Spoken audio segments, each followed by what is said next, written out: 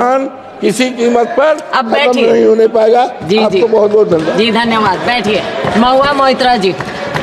Thank you, Madam Chairperson. Thank you, Madam Chairperson. At the onset, I have 18 minutes of allotted time by my party.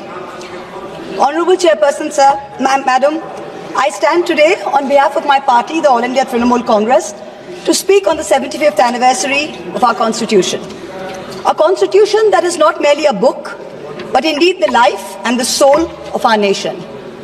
Almost 75 years ago to the day, on the 25th of November 1949, Baba Sahib Ambedkar reminded us we must observe the caution which John Stuart Mill has given to all who are interested in the maintenance of democracy, namely, not to lay their liberties at the foot of even a great man or to trust him with powers which enable him to subvert their institutions. This nation was made by great men and women, but the real challenge before us today is ensuring that no one man should believe he's greater than the nation and that he is above the principles of the Constitution. Today, as I stand to participate in this historic debate, let me start with a short yet very apt nazm by the poet Dr. Hilal Farid. I trust the truth and the irony in his words will not be lost on anyone. मुबारक घड़ी है, कल सच धज कर, makeup रच कर, खूब जच कर, देखो उसका मंच पर आना, किताब संविधान की आंखों से लगाना और फरमाना, मैं शीश को झुकाकर इस किताब को मन में बसाकर ईश्वर की शपथ लेता हूं। रात ढलने दीजिए, दिल बदलने दीजिए, कल तलक ये बेवफा सितमगरों का बादशाह सब भूल जाएगा, नफरतें उगाएगा, दूरियां बढ़ाएगा, रोज संविधान की धज्जियां उड़ाएगा। मगर जो आज महफिल सजी है यही मानती है कि हीरो वही है। मुबारक घड़ी है। For the past 10 years, a very large number of people in this country have felt that Samvidhan khatre mein hai. Our constitution is in danger. As responsible public representatives, it is imperative that we actually put this to the test and check if this is just fear-mongering by us, as the ruling party would have us believe, or indeed is the constitution framework imperiled. As Professor Tarun Khaitan explains, there are three broad tests to check if the political executive is constitutionally accountable. Three checks for the country to remain democratic over time. So let's see how our country is faring on these three checks. The first is direct electoral accountability to the people. The second, there is accountability to the judiciary and other fourth branch institutions. And third, there is accountability rendered by the media and civil society as watchdogs of the citizenry at large. The ruling party has the right to influence policies over a large range of matters. You cannot take away that prerogative, but it cannot usurp power in a way that kills constitutional rights for the rest of us. This government, this ruling party, when confronted with this charge, uses only one defense. What about Mrs. Gandhi's emergency? Yes, that was a full frontal attack on democracy. No question about that. But we saw it for what it was. This government's modus operandi has been indirect and creeping, an incremental systemic assault for the past 10 years. The Modi government has consistently sought to erase the distinction between the party and the state by undermining and capturing all the mechanisms that seek executive accountability. It is killing our constitution by 1,000 cuts. I'm going to point out a few of the particularly bloody cuts. In the first test, democracies seek electoral accountability from the political executive. Measures such as electoral manipulation, voter disenfranchisement, biased campaign finance over time give the ruling party an unfair advantage.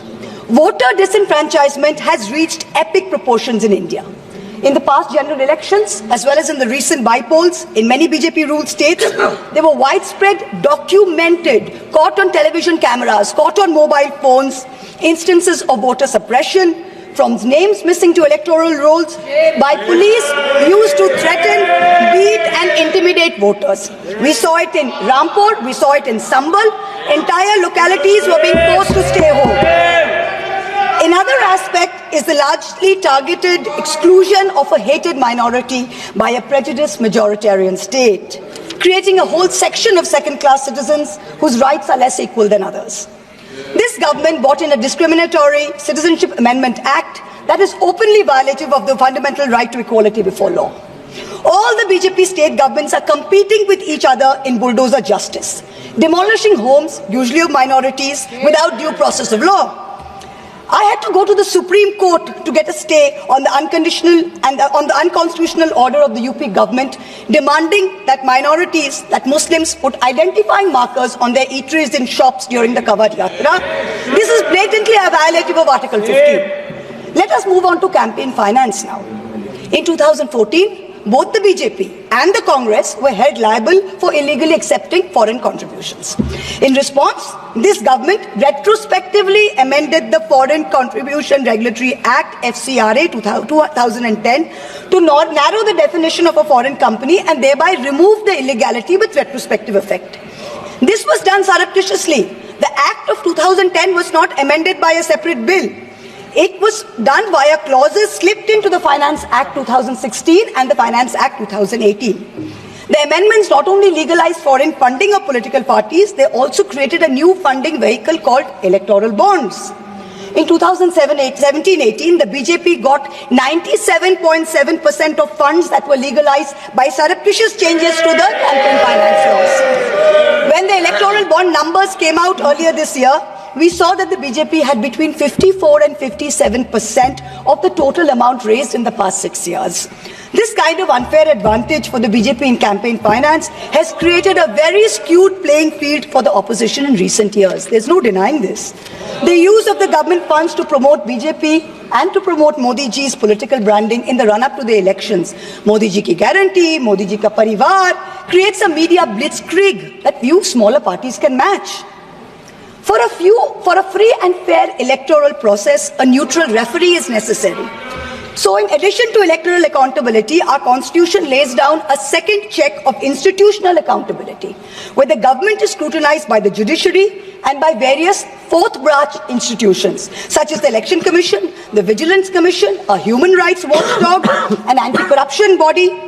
The appointment mechanism of these fourth branch institutions, along with their functional autonomy, is what keeps them independent. What has this government done? This government willfully defied the spirit of the Supreme Court ruling on the Election Commission's independence by replacing the Chief Justice of India on the selection committee with a government-appointed minister. So you have a 2-to-1 majority. Prior to Modi ji becoming Prime Minister, how often did we hear of an election commissioner not filling their full term? Ever since this government has come in, 2 election commissioners have inexplicably quit before their terms have ended. The 2024 elections saw egregious violations of the Model Code of Conduct by the BJP, and specifically by the Prime Minister, which an eager and compliant commission blatantly ignored. But even the smallest violation by an opposition party saw the ECI taking prompt, stringent action. For free and fair elections, just like justice must not only be done, but must also be seen to be done. So public trust in democracy has to be restored by this election commission. We've jokingly started calling it the Modi ji Code of Conduct. Other institutional bodies have been similarly compromised. Appointments to the National Human Rights Commission have been widely criticized, especially of Justice Arun Mishra and others close to the establishment. This is a judge who, while in office, he praised on Modi ji, calling him an international visionary who thought globally and acted locally. And lest the Treasury benches claim this assessment is a biased one, please remember, it is precisely this kind of appointments that have undermined the independence of the NHRC, so much so that the NHRC has lost its UN accreditation. The NHRC can no longer represent India or vote at the UN Council of Human Rights. Allow me to turn to a simple instance of what human rights under the rule of law means: the right to bail. The erstwhile outgoing Chief Justice of India waxed eloquent recently about how the right to bail has been granted during his tenure for all.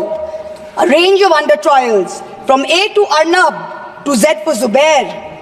His alphabet unfortunately seems abbreviated because it did not include G for Gulfisha Fatima, didn't include H for Hani Babu, didn't include K for Khalid Safi, didn't include S for Sharjul Imam, and U for Omar Khalid, and countless others. The former Chief Justice made it a point to say that the Supreme Court is not meant to act like the political opposition. We in the political opposition don't need the Supreme Court to do our job. We are not asking it to. But what troubles us is that some members of the higher judiciary appear to be doing their best to compromise the independence and integrity of our constitutional courts. I do not think that the framers of our constitution ever imagined a scenario where judges would rely on private conversations with God to write judgments, rather than on objective logic, on reasoning, and on the law and the Constitution. The Honorable Defence Minister in a speech this morning mentioned the courage of the late Justice H.R. Khanna to dissent in 1976. May I remind everyone that Justice Khanna lived for 32 years after 1976 under a largely Congress regime, long enough to write his autobiography, which the minister quoted from. Unlike poor Justice Lohia, who's resting in peace long before his time. Delays in filling vacancies in the Central Information Commission is denying citizens their right to information. Currently, the CIC has only 3 commissioners, including the chief, instead of the mandated 10, and has 22,000 pending appeals filed by people against the denial of information by this government. The third dimension of executive accountability is discursive accountability. Citizens in a democracy expect their government to be able to justify their actions by way of public discourse with civil society. This government on a daily basis is pursuing unconstitutional methods of restricting freedom of the press and freedom of speech. Its ill-conceived amendments to the IT rules to create fact-checking units was recently struck down by the Bombay High Court as being violative of Articles 14 and 19 of the Constitution. The latest UP police cases against fact-checker Mohammad Zubair, when the UP police is invoking de facto sedition against a fact-checker who is documenting hate speech. This is preposterous. I am one of the petitioners challenging the constitutionality of the sedition law, and the Supreme Court has very clearly stated that no coercive action will be taken on alleged sedition cases till the matter is decided. Yet the government doesn't stop. The Bharatiya Nyaya Samhita, which the ruling party brought in last year when most of the parliamentarians were suspended, they said we are dropping sedition, but you also replaced it with a far more draconian Section 152. There's also something else which we all need to think about. The BNS for the first time adds terrorism as a punishable offence and defines it as an act that intends to threaten the unity, integrity and security. So the crime of terrorism is no longer anchored in an actual act. It's anchored in an intent or a thought. This means that from now onwards, the parents of disappearing Kashmiris or disappearing Manipuris who are protesting peacefully in a park can be accused of being terrorists. What they do or do not do in that park while they assemble is besides the point. As long as a police officer is convinced that they have the intent to do something, they can be terrorists. This makes terrorism a thought crime. Madam Chairperson, this is closer to the letter and spirit of the dystopian reality in George Orwell's 1984 than it is to the Constitution of India. Let me turn to how the policy of 1,000 cuts has damaged our institutions. Institutions like the Enforcement Directorate and the CBI have turned into extortionist departments for the government. 14 political parties approached the Supreme Court against the coercive criminal actions of these two agencies. 95% of cases by these two agencies are against opposition politicians. Since 2014, 25 opposition leaders facing corruption have crossed over to the BJP. 23 of them have got reprieves. 3 cases are closed. 20 cases are stalled. For years, the CBI was used to put pressure on NDTV and its promoters via a bogus case. Now that the channel's been captured, it's been sanitized, CBI says that there was never any case to start with. Airports and large infrastructure have been captured by crony capitalists by similar misuse of the ED and the CBI. In a cooked-up case against me, the CBI is wasting precious time and resources looking for a scarf and lipstick that a friend gifted me.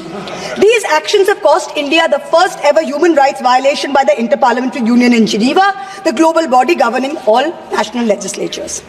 After the abrogation of Article 370, there has been a flagrant crackdown of the constitutional rights of the people of Kashmir. Free speech and movement have been hampered. Passports cancelled without any pending cases. Never heard of it. Manipur, an integral part of the Union of India, seems to have a complete breakdown of constitutional machinery. The failure of governance is stark. The Union government under Article 355 of the Constitution is obligated to assist states in the maintenance of law and order. In May 2024, in the Supreme Court, Solicitor General stood up and said the violence is subsiding. Yet, horrifying incidents are happening every day. I petitioned the Supreme Court in the Manipur violence case. Senior Advocate Indira Jaisingh appeared for me. An expert committee was set up. But then after 27 or more hearings, there is no relief, there is no justice yet. Time constraints don't allow a more in-depth analysis, but it is crystal clear that this political executive of the past 10 years has systematically eroded democracy. It failed spectacularly on all three tests of constitutional accountability laid out by Professor Khaitan.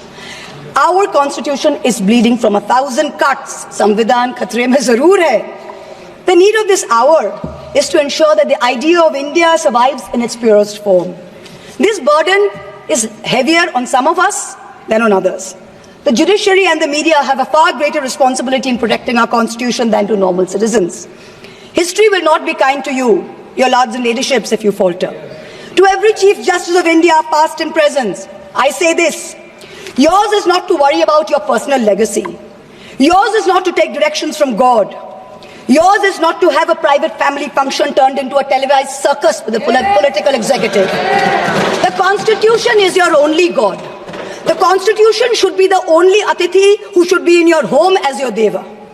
Attention-seeking divas do not leave legacies. Upholders and protectors of our basic sovereign rights will only be remembered.